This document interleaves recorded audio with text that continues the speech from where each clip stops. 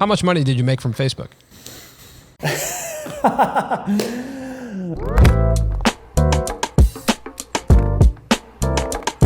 Today on the show, we are talking to Nosire Yassin, aka Nas Daily. He's a Harvard graduate who left his six-figure job at Venmo to start making videos on Facebook. He made 1,000 videos in 1,000 days right when Facebook launched video and grew his audience to 20 million followers. Today, we're talking to Nosire about everything he learned during those 1,000 days daily vlogging on Facebook, as well as the transformation he's made going from creator to corporation with his new business that educates creators, Nas Academy. Nas has turned himself into a very significant business. According to Tiffany Zong, his annual revenue is $8 million a year, and that comes across multiple businesses. He also has one of the most electric personalities of anyone we've ever spoken to and has some incredible one-liners and quotes. So as you're watching, if there's something that inspires you or that you think is interesting, pull it out and put it in the comments so that people can go down and actually read some of the things that he says. So before we get into the interview with Nas, we want to thank the sponsor of today's episode, Storyblocks. Storyblocks has everything you need to tell a story, from footage to audio to even After Effects templates. You can literally make an entire video with just the content you find on Storyblocks. Here, let us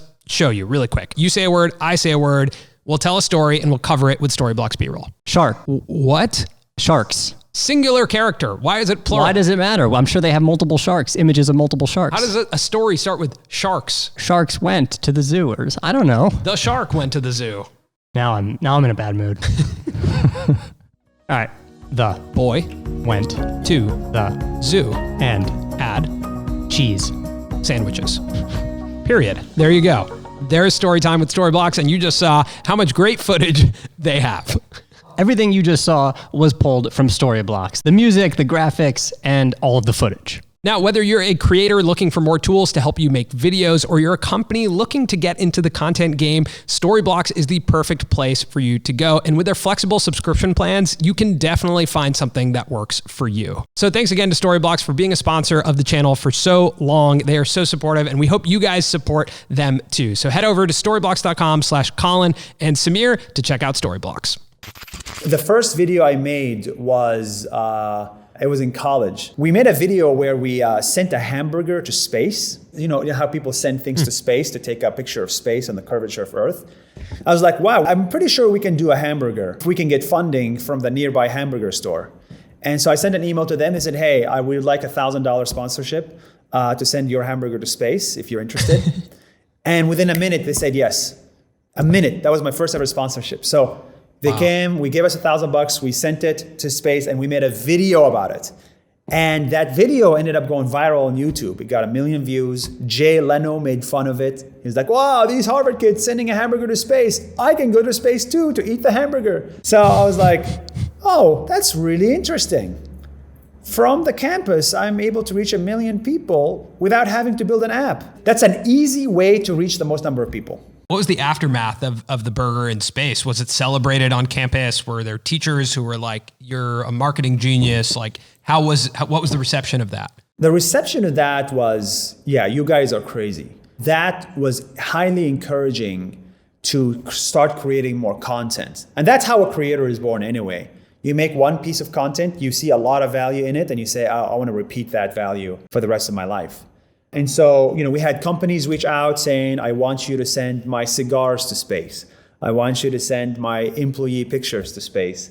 And so we saw also a business opportunity there. SpaceX college version, you know what I mean? Right. Yeah. But eventually I ended up saying like, okay, I don't want to be sending balloons to space for the rest of my life. So I graduated and I made another video and I also put it on YouTube, and that also did pretty well. It was like solving a Rubik's Cube, but in like 20 countries by 70 different strangers. And that took like 3 months to make. And that also went viral. And so slowly I realized a video doesn't just have like a 1-day lifespan or a 1-week lifespan. It could have a 5-year lifespan if it's a good video.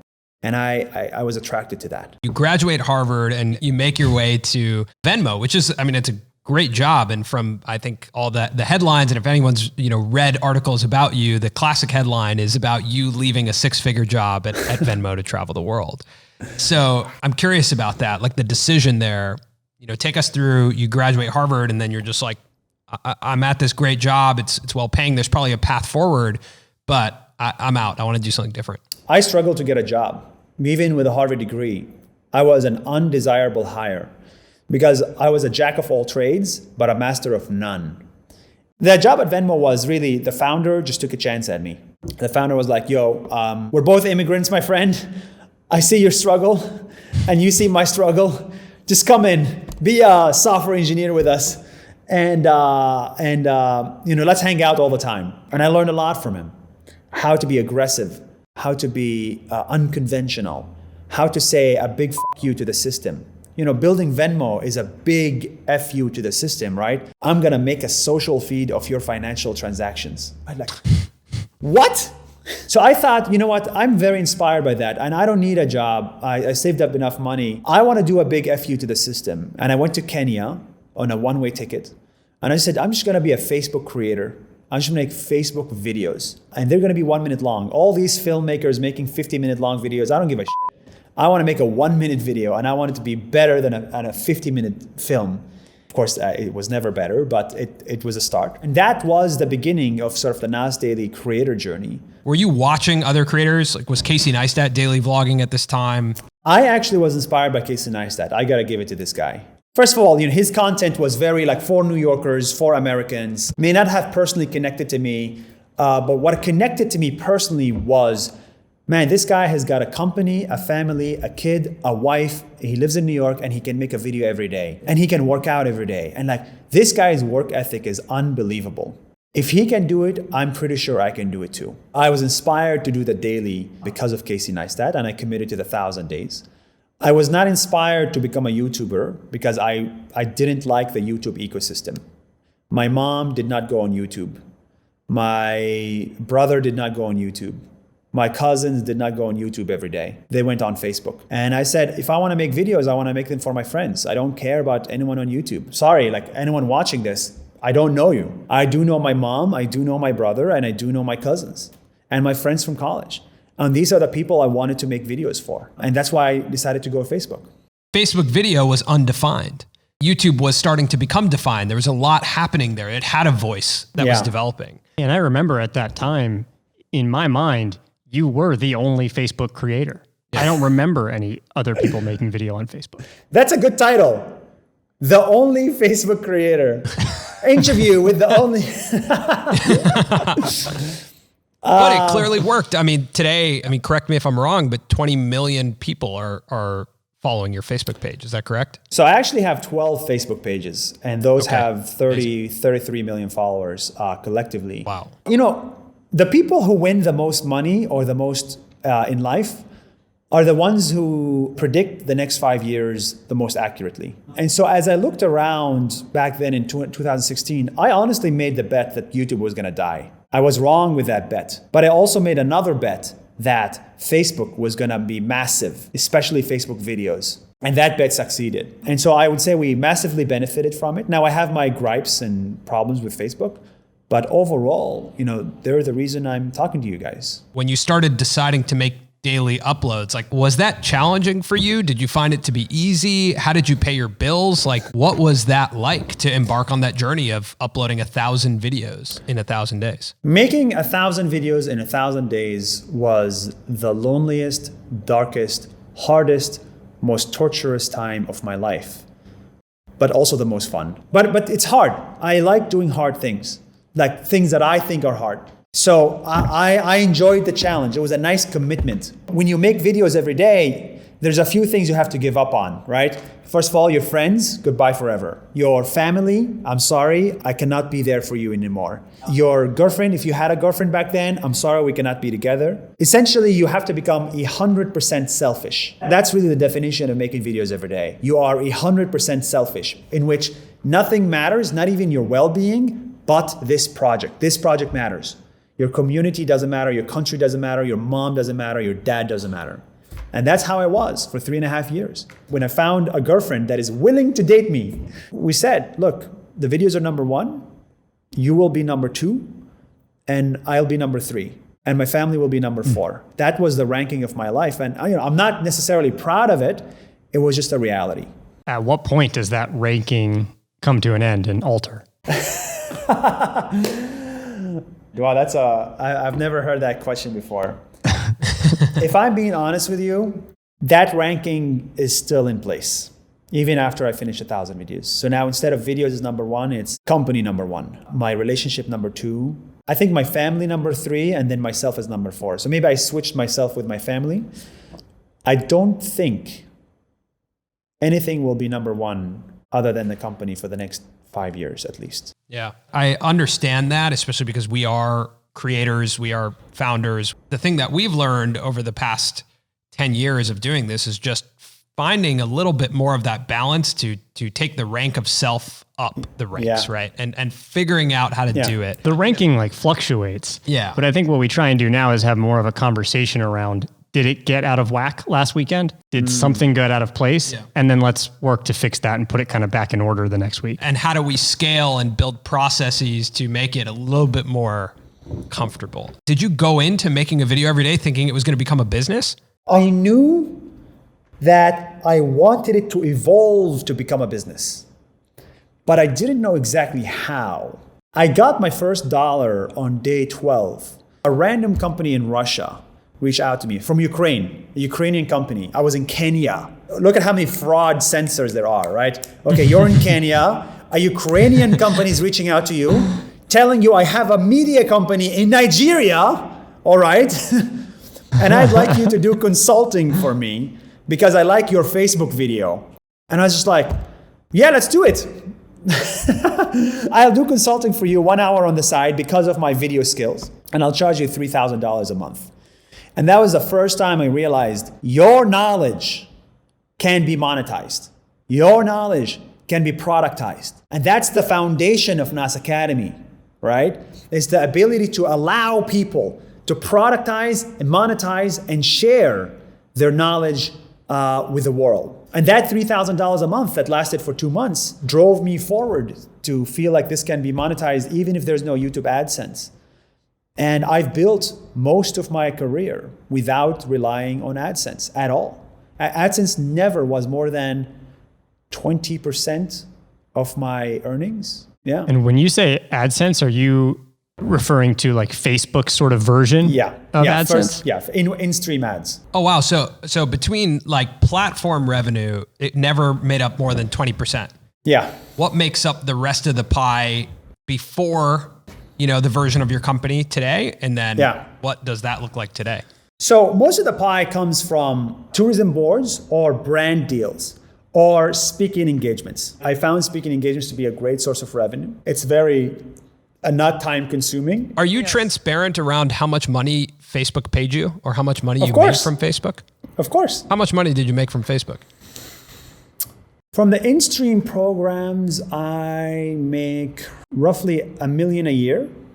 And I've been doing this like aggressively for the last 2 years. So probably make 2 million. So 60% of my user base is in Asia. I localize my content. Every video I make in English, I translate to Arabic, Vietnamese, Bahasa, Indonesia, Spanish, French, you name it, we translate it and we put it in individual Facebook pages. So we have 4 million followers in the Arabic world, 2 million followers in Vietnam, 2 million followers, 2% of the country of Vietnam follows Nas Daily and they don't speak English. That's 1% of the Arab world, if there's 400 million, 4 million, follows Nas Daily and they don't speak English. And I think just reaching people that don't have the privilege of English is so amazing. And so there's no money in that. And where I get my money, I got another $2 million from Facebook through corporate deals, right? Throughout the years.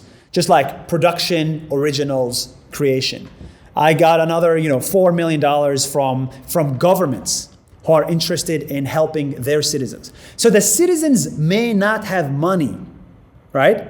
But the overarching authority of these people has the resources to support you. And that's what I want creators to understand, is that you don't have to reach only people in Wisconsin. You can reach people in Vietnam. You'll find a way to make money if you reach the right people. I wanted to position Nas Daily as a friend of corporations, not an enemy.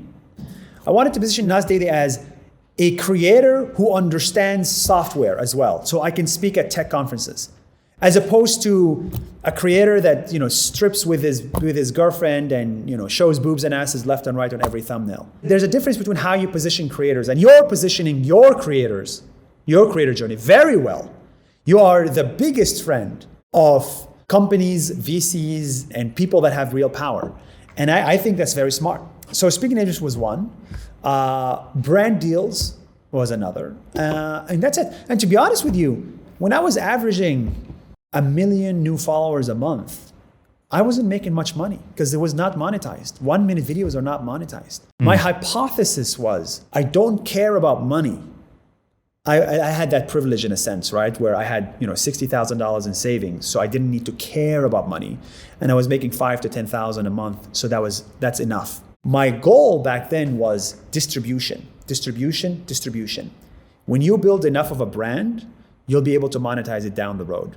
And so I focused a lot on just distribution. Unfortunately, far too many creators that have 50 followers, they're like, I cannot believe Facebook AdSense or Facebook InStream is so low. Like, you shouldn't worry about this stuff. Find different ways to make money. Literally do a freelance gigs every now and then. Your primary goal should be distribution, and that's it. I totally agree with you, because when we first started, for the first couple of years, we would make websites, we sold stickers, we would do anything for someone to pay us $500, right? And that kept the lights on. So that was how we first monetized. We had to just figure it out, and AdSense for us has never even touched 10% of our revenue. Wow. And I don't know if it ever will, because we're a different type of creator. Yeah, it doesn't need to. Yeah, and it doesn't need to, because we can now use our brand positioning in other ways. Yeah. And so I'm curious how much you thought about your brand positioning, and at what point you recognized you were going to launch an educational platform. When did you say, okay, my brand is positioned properly for me to go from speaking engagements, brand deals, to now an academy? I've never been a creator first and last. I've always wanted to be an entrepreneur first and a creator second. I had no money, no investments, no connections, no network. So I said, you know what? I don't want to build a company now. Let me just go and travel and make videos. And so I became a creator first. And then once I sort of made 1,000 videos in 1,000 days, I realized, okay, I don't want to be 60 years old making 6,000 videos. It is not what I aspire to be when I'm 60, having to make videos to sustain my life. Being a creator that relies on your time and on your effort is inherently unscalable. And I was like, okay, what do I do? What do creators do to monetize their audience? And it's just like selling t-shirts. And I was like, okay, I could sell this t-shirt, but at some point I realized this may be a little bit off-brand. Like, I don't know how to sell t-shirts. I never started Nas Daily to become a clothing store. I don't know how to source the best t-shirts, how to sell size, medium, large, designs. That's not my forte. And some people do it really well, like Yes Theory, and they're incredible at it and they want it, but it's not for me. And so 2 years ago, I decided to sort of shift focus and become a corporation. I become an institution, an organization. And that's where I think real power can come, in addition to being a creator. So we started with productions, Nas Studios. I believe I have a really good chance at creating content that's slightly different from a normal production house. So we created Nas Studios.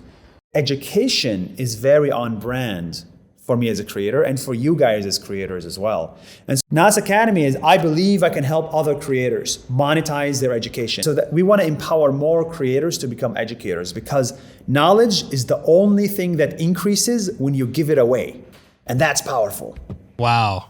What a line. I love that. That's amazing. I copied it. Yeah. Okay. If I say that on a panel someday, then I'll try and remember to cite you. But and cite me citing someone else, to be clear. Right. Yeah. Okay. All right. We're very well positioned to succeed in this mission, and we're announcing soon that we finished the Series A, and we have incredible institutional support behind us for the next 50 years to win in this mission very big. It's interesting because it comes back to your point around predicting the next 5 years, and you just mentioned 50 years and thinking forward.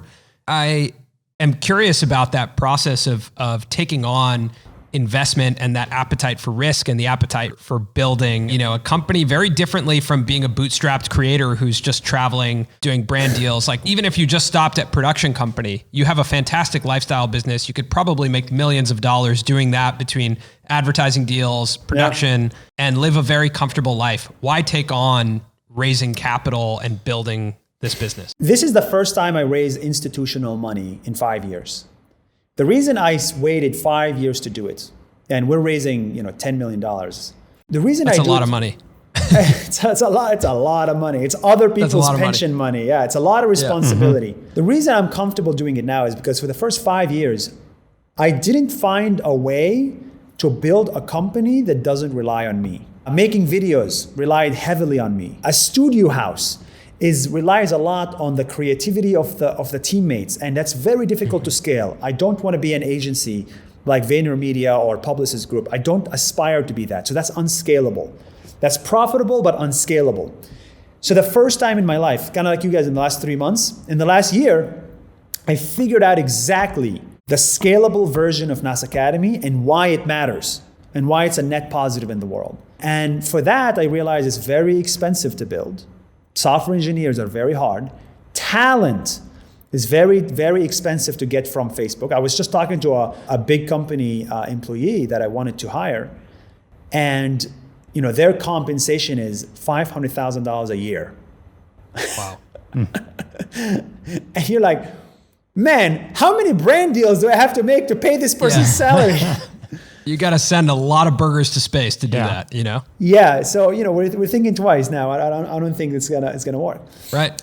So these decisions help. Okay, I need to raise funding to be able to achieve on that mission. And I believe if I was able to make it, if you're able to make it in the last 10 years, in the last 5 years, this is the time for both of us to make it work for others. And the way to do that is to help them make more money or help them get more education. Really, there's only two things that matter in the world. More finance or more knowledge. Nothing else matters. Your freaking, merch doesn't matter. It doesn't matter. It doesn't change much. Now, it makes money, but it doesn't help change someone's life. So that's why I'm so excited about Nas Academy, because it has that unique positioning that is necessary in the world. It must exist as a company. And if it must exist, then I'm going to do whatever it takes to make it exist. I love that. One thing that's interesting is we talk about this a lot with creators. We talk about value prop extensions, which means like, what is your value prop to your audience? And then what's an extension of that? And what you mentioned earlier about merchandise, like I believe that if your value prop is community, then merchandise is a fantastic extension of that, because I can identify other people in the community. If someone else is wearing that shirt, immediately I can be like, oh, you're a fan of Nas. We believe the same thing. We're a part of the same community. Right. But actually, when you look back at your videos, your value prop was education. You were teaching us about places and people that we would have not known about. And it was actually, to take a step further in that, the value prop was not only education, but it was education that would never be taught in schools. Exactly. And so you went to one of the top education institutes in the world. I went to film school. Very little of what I learned in school is applied today. Do you think that will ever change?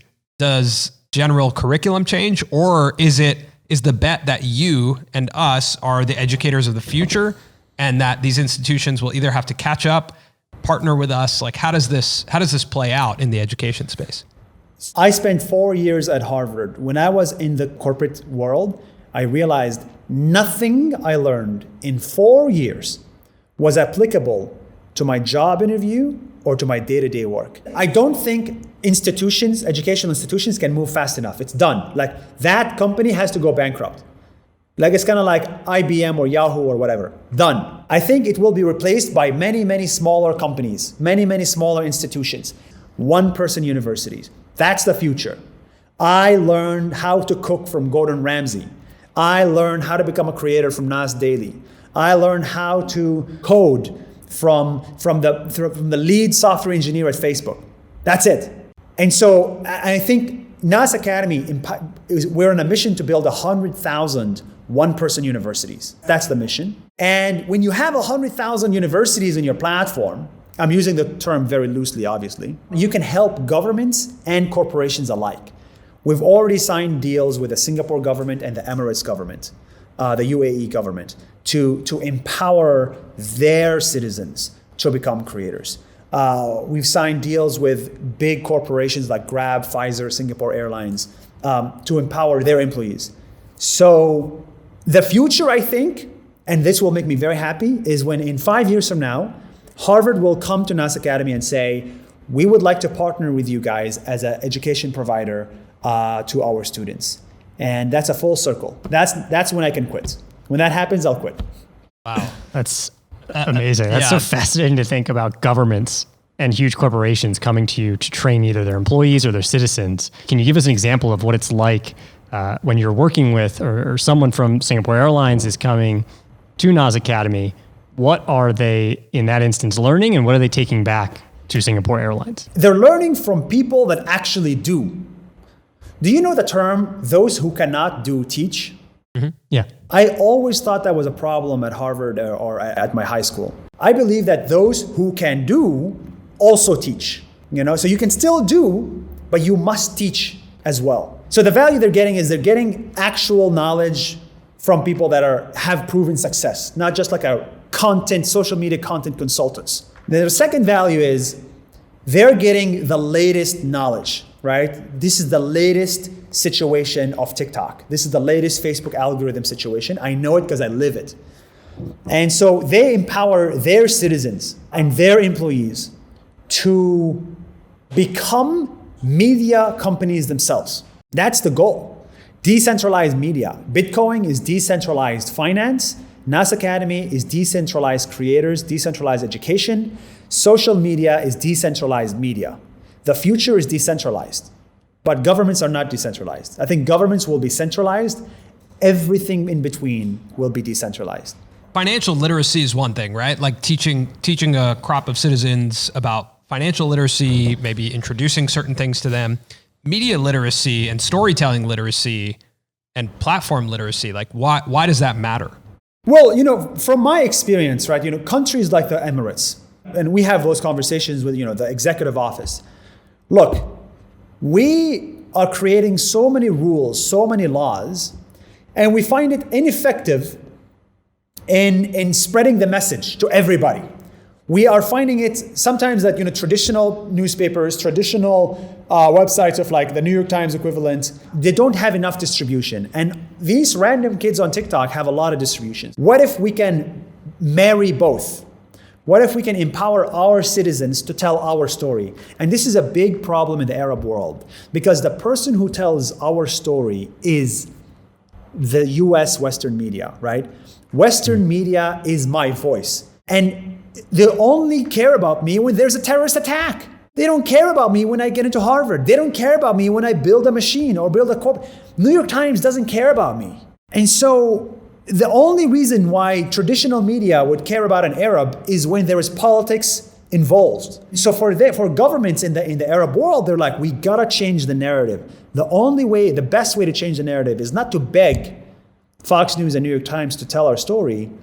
It's to create our own New York Times in the form of individuals to tell our story that's not about the bad stuff. I absolutely love that. And I obviously emailed you and asked you about India because I have a very deep connection, my family, to creativity and the Indian community. And last time when I was in India, I ended up meeting up with a bunch of TikTok creators in India. And this is before the pandemic and before TikTok was shut down in India. But they were all providing for their families through TikTok. And that was something that was so amazing to me that just with a phone in your pocket, you could provide for your family in a country like India through your creativity. Amazing. It's interesting to think about it in terms of a global career, like a skill set that can build a career for you that transcends geography is really fascinating. What is your take on, the future of creators? Is our space saturated? Is it too late to become a creator? Which platform should you go to? Like, what do we do as a community of creators right now? I really think that we're just at 1% of what a creator is. And I also think the definition of a creator will expand beyond video. Some people are just not good in front of a camera. but they're really good with audio or really good with creativity. I think if you are about to become a creator now, you should be very strategic as to which platform you choose. There are some platforms that have enough supply of content and enough demand. They've reached equilibrium. There's 50,000 pieces of videos uploaded per day and 500 million viewers per day. Like that's average of 10 views per video or whatever. That's equilibrium platforms. There are platforms that don't have equilibrium, right? Where they have incredible demand for views, not enough supply for content. That is the place you want to be in. And that's the place where I was in with Facebook, right? It was incredible demand for attention, but not enough supply of content, high quality content that's not your grandma. And that's where Nas Daily got 30 million followers. And so if you look at it now, what are the platforms that have the misequilibrium? It is not YouTube. YouTube has reached equilibrium. And that's the problem with YouTube. If you want to be discovered, you need to be either on Facebook, because there's no equilibrium in that, or TikTok, or Instagram Reels. These are the three places that still have that leverage opportunity. Wow, that's good. I feel very motivated right now to post to TikTok. So yeah, it's working. Whatever you're doing is working. Yeah. Nice. How do you, as a creator that starts building, like let's say you build like a niche audience, how do you monetize? What's the path to monetization? If you want to monetize, you must create content that's not a commodity. Your looks is a commodity.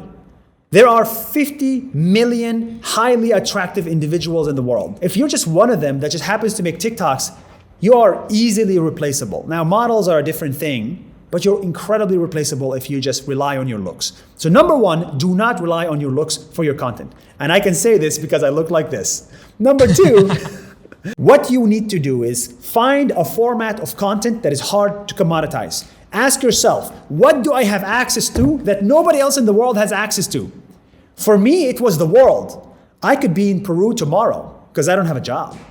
Yeah, I have a nice passport. The world is my commodity, right? And that's really hard to replace. How many people can afford to go to Peru, Antarctica, India, and Ethiopia in the same month? That's non-commoditized content. That's why you should follow me. For you, your non-commoditized content is access.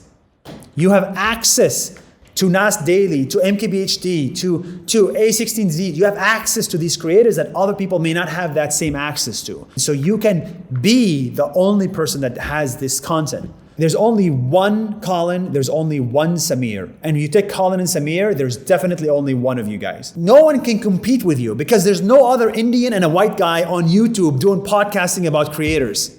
That is true. That's true. And that's really it. And consistency. Yeah. Just do it a million times. I think that's like the best advice that we can leave creators with. That was really good. I do want to ask you one thing, and this is, I come from an immigrant family, but I was born in the US. Yeah. I'm curious how your family views your career.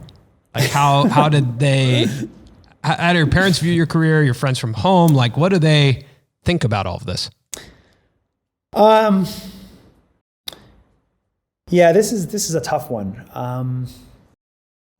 I think in building Nas Daily, the hardest thing was really to shake off the traditions that I've gotten from my community and my family.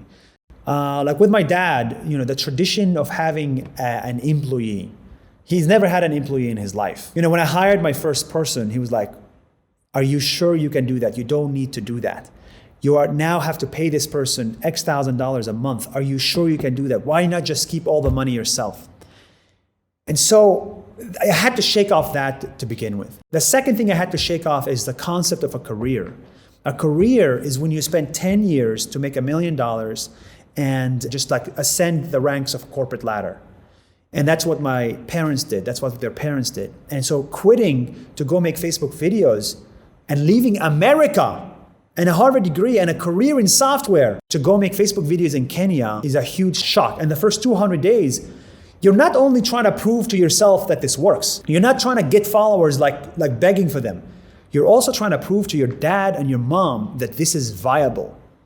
And that may have been harder than making 1 million followers. Just thinking about it just makes me sad to how many other people have that preconceived notion of what success is from their parents and their community, and it's shaking that off is like, just makes me want to cry. And so it's our jobs to shake it off for them. It's like, yes, you can have a company that makes no profit. It's called investment in the future. Yes, you can raise venture capital funding. You can raise $10 million and lose them, and it's okay. It's okay if you lose $10 million because the venture capital themselves tells you lose it in order to grow. These ideas are revolutionary. And the idea that to make incredible wealth, you need to have equity in high growth startups. These three ideas as creators, we must continuously promote if we want to get more successful people in the future. Wow. I teared up a bit when you were talking about that, just because I connect to it a lot. And I think that education, not only learning those three things, but also seeing more people that look like you and sound like you doing it is something that I felt like I missed when I was a kid. And that's for me, like one of my biggest senses of pride is sitting here talking and getting a DM from an Indian kid just saying, man, I want to be a creator too. This has been an awesome conversation. I absolutely love it. And I really appreciate the time and for you coming on the show.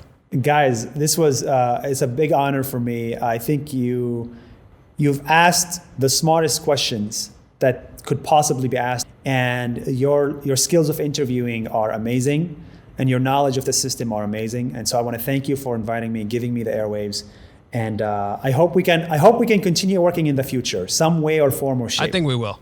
Yeah, I think we will.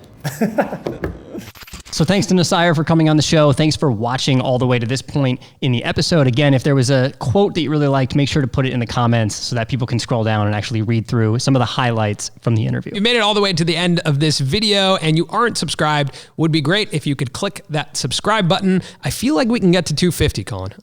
I'm getting hyped right now. Mm-hmm. Real hyped. 200 was a big milestone. It was big. Yeah. Lastly, if you are someone that tells stories about boys that go to the zoo and eat cheese sandwiches. That was good.